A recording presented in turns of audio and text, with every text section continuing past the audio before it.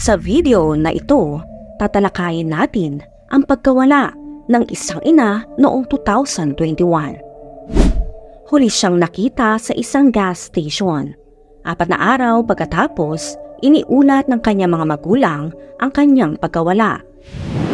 Ang investigasyon ay naglabas ng maraming sikreto at nakakatakot na katotohanan. Tara, alamin natin ang kwento ni Alexandra Morgan.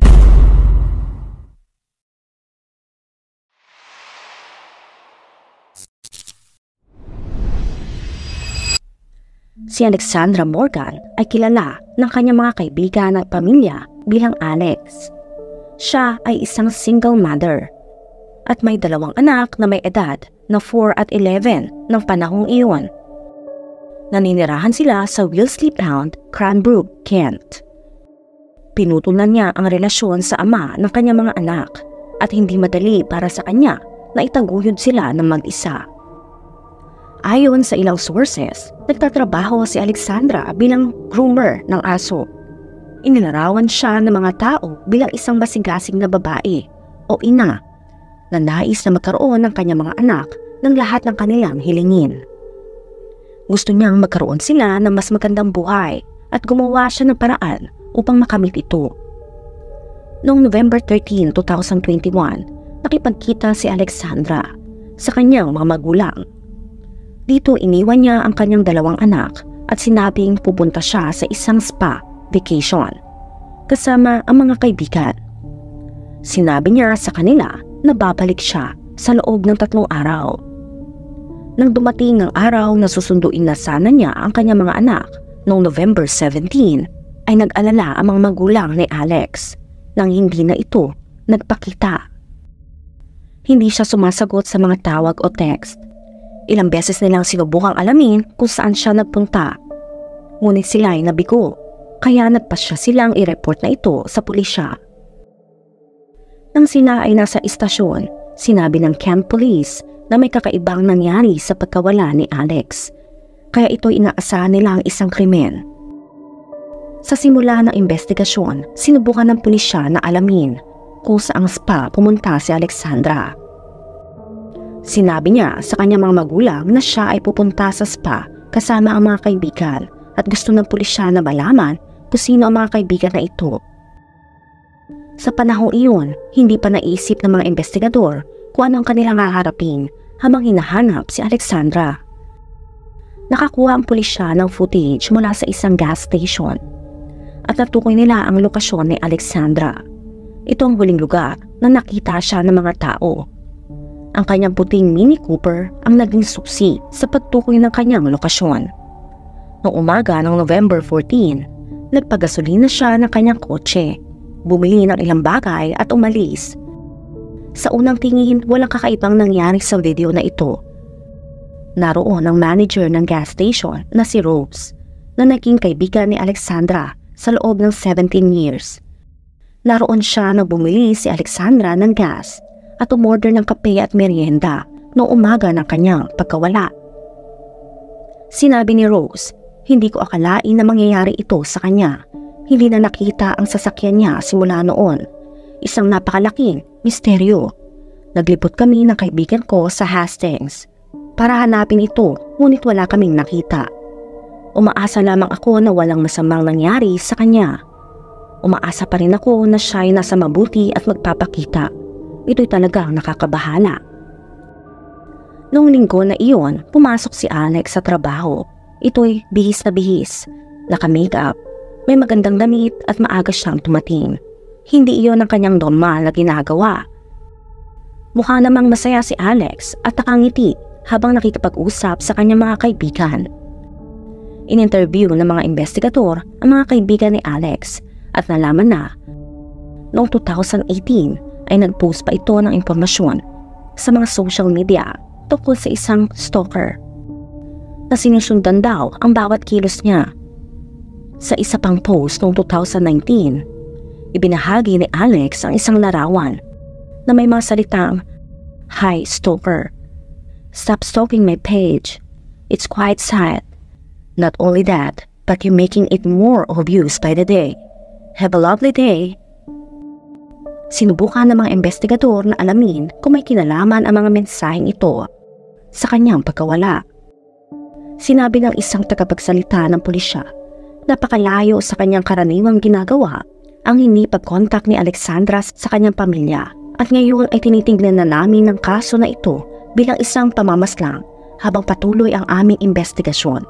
Pinapayo ko sa sino man na maaring nakakita kay Alex o sa kanyang puting Mini Cooper na may itim na bubong na makipag-ugnayan sa amin.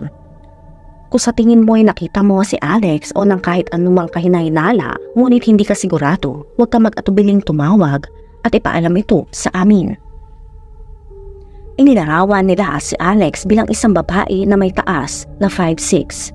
May payat na pangangatawan at may kulay kape na buhok na hanggang balikat.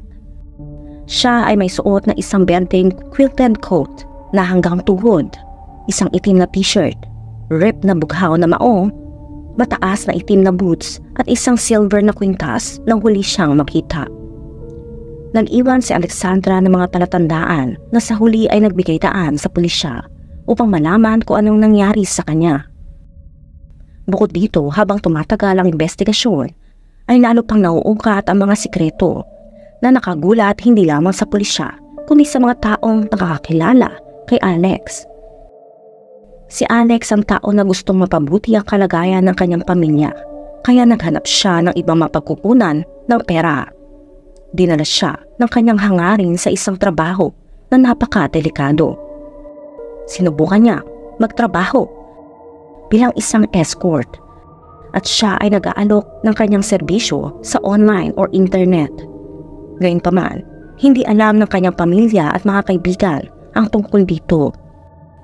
Ang trabaho bilang escort ay talagang mapanganib dahil hindi nila alam kung sino ang susunod na magiging kliyente nila. Maaring isang karaniwang tao na para lang gustong magbayad para sa ganong serbisyo o maaring kinatatakutan na psychopath na naghahanap ng biktima. Natuklasan ng mga investigador na nakikipag-usap si Alexandra sa isang regular na kliyente bago siya mawala. Inaresto nila ang lalaking ito sa pareho ding oras. Ang lalaki ay 40 years old mula sa St. Leonards-on-Sea. Ang inaresto sa suspetsa ng pamamaslang. Ang mga pulisya ng Kent kasama ang suporta mula sa Sussex Police ay nagsagawa ng mga pagsisiyasat sa maraming lugar. Ito ay bilang bahagi ng kanilang paghahanap kay Alexandra. At ang lalaking kanilang inaresto ay si Mark Brown. Si Mark ay nagkaroon ng dalawang magkaibang ginagawa. Ang isa ay bilang isang construction worker na may asawa at anak na lalaki. Ang pangalawa ay ang hindi alam ng kanyang pamilya. Ito'y lihim na matagal na niyang ginagawa. Bago nawala si Alexandra, ilang beses na siyang nakipagkita kay Brown. Ayon sa Sussex Police, minsan ay binilihan niya ito ng Mini Cooper. Ang kanilang unang pagkikita ay noong June 8, 2021. Pagkatapos makita ni Brown si Alex sa isang adult website, ito'y sa kanyang tahanan sa Sissinghurst, malapit sa Cranbrook. Makalipas ang halos 2 linggo mula sa una nilang pagkikita noong June 21, nagkita muli ang dalawa. Ngunit sa pagkakataong ito, pumunta na si Alex sa isang maliit na bridge farm malapit sa Hastings. Ito'y inuupahan ni Brown para sa pakikipagkita kay Alex para dito gawin ang mga masagawang mga bagay. 7 beses pang nagkita ang dalawa sa pagitan ng August at September. Ngunit walang idea si Alex na lalo siyang mahuhulog sa isang bitag. Noong October 23, nag-text sa kanya si Brown at nagtanong kung interesado siya sa isang hindi naman daw mapanganib na transaksyon sa negosyo. Inalok niya ito na nagkakahalagang £100,000 at nanatili sila sa isang hotel sa loob ng 35 days. Nagkaroon siya ng bagong identity card, isang regular na kotse at pera para sa pamimili. Ang tanging hiniling nito sa kanya ay bumili ng isang pakete ng sigarilyo, mag-impake ng pera at bumili ng ilang mga bagay. Kasunod ng mungkahing ito, ipinakita ang mga paghahanap sa online ni Alexandra na interesado siyang mapabuti ang buhay ng mga bata. Isa sa mga paghahanap na ito ay minimum deposit for a house 2021. Ang ilan sa iba pang paghahanap ay nagpapakita ng kanyang intensyon na bumuo ng mga bagong negosyo sa pera na kanyang kikitain. Kaya nang sabihin ni Alexandra sa kanyang mga magulang ang tungkol sa pagpunta nito sa isang spa kasama ang kanyang mga kaibigan, ay nagbabalak talaga siyang kitain si Mark Brown. Lumabas siya ng bahay noong November 14 at nakuhanan nga siya ng CCTV na nagkakasulina mga bandang 7:20 a.m. Dumating siya sa Little Bridge Farm ng 8 a.m. Pagkalipas ng 3 araw noong November 17, inilipat ni Brown ang sasakyan ni Alexandra sa Homehurst Lane sa St. Leonards, matapos palitan ang kanyang lisensya ng isang peke. Noong November 18, pumunta ang ina ni Alexandra sa pulisya matapos nitong hindi sumagot sa mga tawag at mensahe. Noong November 23, nakita ng pulisya ang CCTV footage na nagpapakita ng sasakyan ni Alexandra na sumusunod sa Jaguar ni Brown patungo sa Little Bridge Farm. Itinigil ng camp police ang access sa farm at nagsimulang tanungin si Brown. Sinabi niya na nagkita sila ni Alex, ngunit sinabi niyang umalis ito pagkatapos ng 45 minutes. Sinabi niya sa pulisya na maaari nilang kunan siya ng fingerprints at DNA sample. Pagkalipas ng 2 araw ng November 25, inaresto ng pulisya si Brown bilang pangunahing suspect sa pagkawala ni Alexandra. Ngunit bago tayo magpatuloy, kailangan nating bumalik sa panahon na hindi pa nakikilala ni Alex si Mark. Ito si Leah Ware, 33 years old, ina ng 3. Ngunit wala sa kanya ang pangangalaga sa kanyang mga anak. Si Leah ay isang animal lover na mahal ang kanyang kabayo, 3 kambing at 2 aso. Isang mastiff na pinangalanan na Duke at isang Pomeranian na pinangalanan na Lady. Nakilala ni Leah si Mark Brown noong March 25, 2018 na makipagkita siya sa kanya. Nagkakilala sila sa isang website na mga escort kung saan dito nag-aalok si Leah ng kanyang mga serbisyo. Ito rin ang parehong website kung saan nagkakilala sina Brown at Alexandra makalipas ng ilang taon. Bandang katapusan ng 2018, nagsimula ang relasyon ni Leah at Brown at nagrenta sila ng isang apartment. Matapos ang 6 na buwan na pag-upa, ay lumipat siya sa yard ni Brown. Ito ay sa Little Bridge Farm kung saan nakatira ito sa isang shipping container. Si Brown ay naglarawan ng kanilang relasyon bilang isang roller coaster ride at sinabi niya na si Leah ay galing sa isang magulong pamumuhay. Si Leah ay tumatanggap ng benepisyo at nakakatanggap ng lingguhang bayad sa kanyang account na madalas na wini-withdraw ni Brown para sa kanya.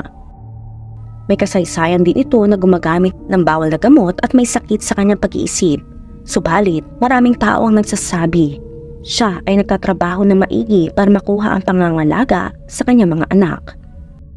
Sa paglalarawan ng ina ni Leah, siya ay isang anghel talaga. Dinagdag pa niya na bagaman hindi mahilig mag-aral si Leah, mas gusto niya ang kanyang mga hayop. Ang relasyon ni Brown at Leah ay tumagal ng 3 taon. Ginugol naman ni Leah ang gabi noong May 5 at mga unang oras ng May 6 kasama ang isang kaibigan na nagbibenta ng mga ilegal na gamot. Ito'y si Jack Tyler. Kumuha sila ng mga ilegal na gamot na magkasama ng gabi ng May 6 at nagkaroon din sila ng makamundong relasyon. Ito ang huling pagkakataon na may nakakita kay Leah. Ang huling tawag mula sa kanyang cellphone ay noong May 7, 8:55 a.m.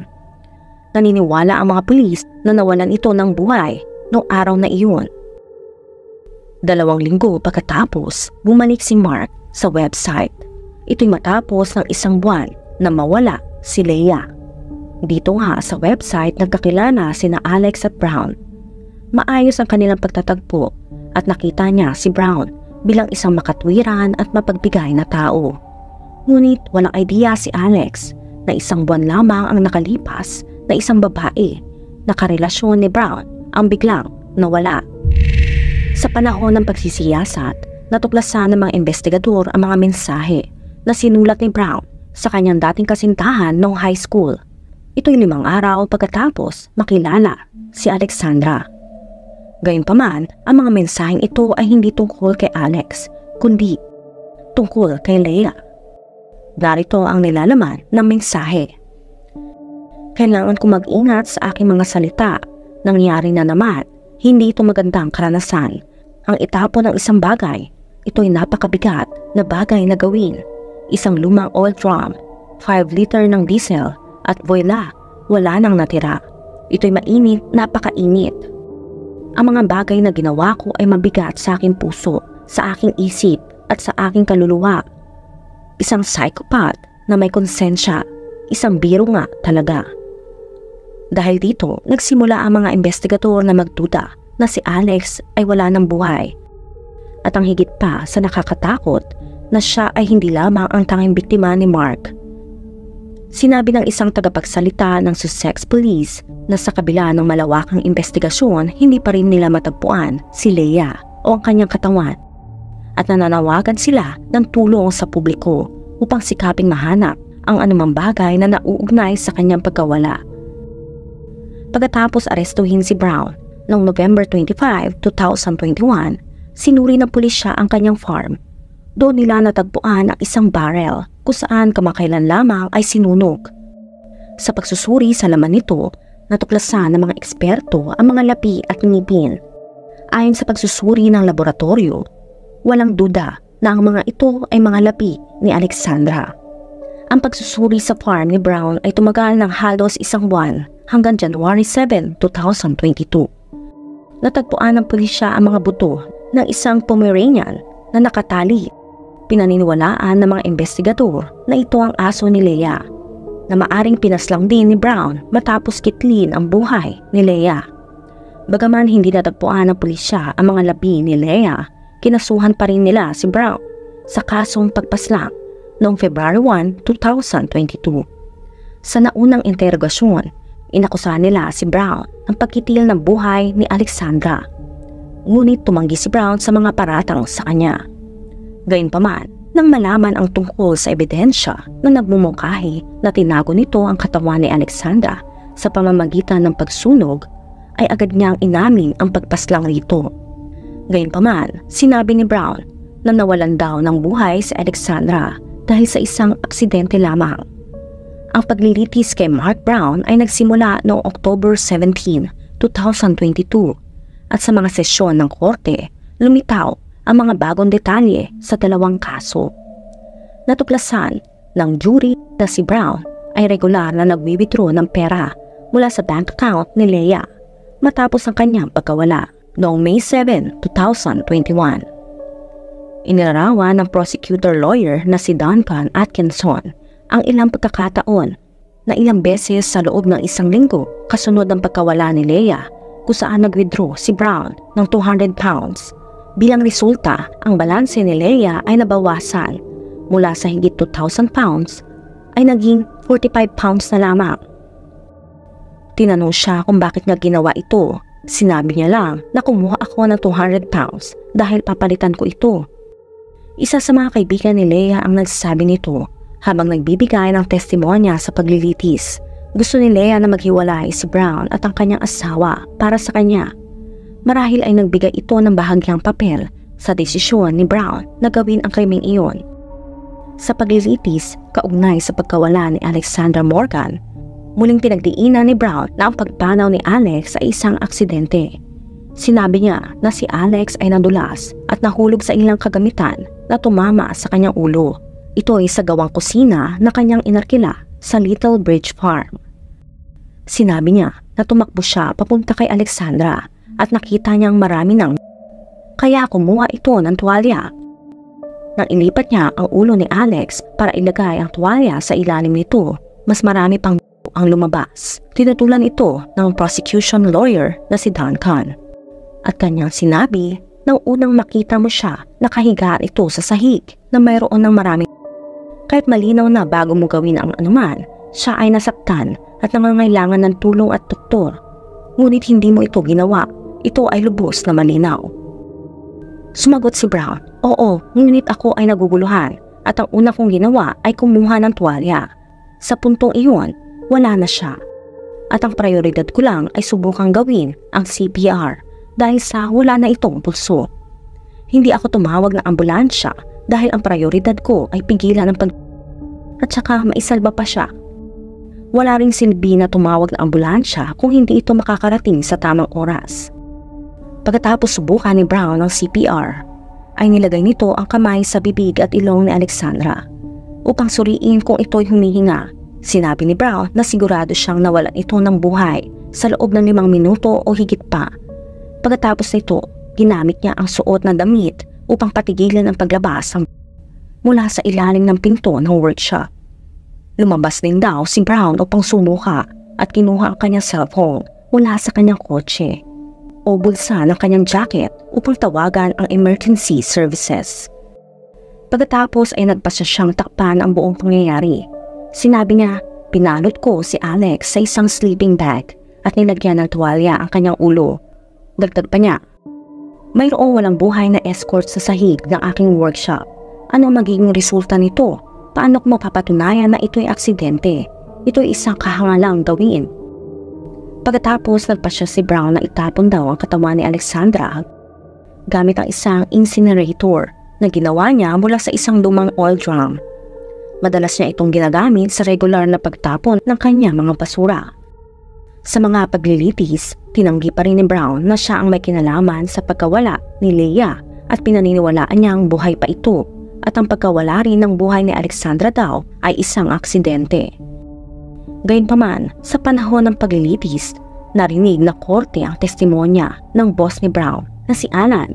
Sinabi ng lalaki na binalaan siya ni Brown na maaring puntahan siya ng pulisya at arestuhin siya. Ang usapang ito ay naganap noong November 24. Nang tanungin si Alan kung ano ang maaring arestuhin ng pulis sa kanya, sinagot ni Brown na para sa isang dobleng pagpaslang. At mahalagang punto ang sagot na ito. Gayunpaman, tinanggi ni Brown na sinabi niya ang mga salitang iyon. Ito'y walang katotohanan. Sinabi ko lang sa kanya na alis ako ng 25 sa bahay. Hindi ko alam kung saan niya nakuha ang doble na pagpaslang. Sinabi ko na aarestuhin ako para sa kasong pagpaslang. Hindi ko sinabing doble. Sinabi ni Atkinson na nang tanungin kung sino ang kanyang pinaslang, ang sagot ay dapat sana'y wala siyang pinaslang. Ngunit sinagot ni Brown ang hindi inaasahan.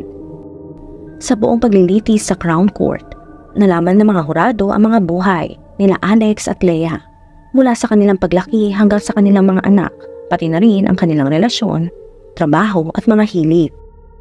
Ang mga alaala ni Leah at Alexandra na ngumingiti at nag-e-enjoy sa buhay ay ang dapat na naaalala ng mga tao tungkol sa kanila.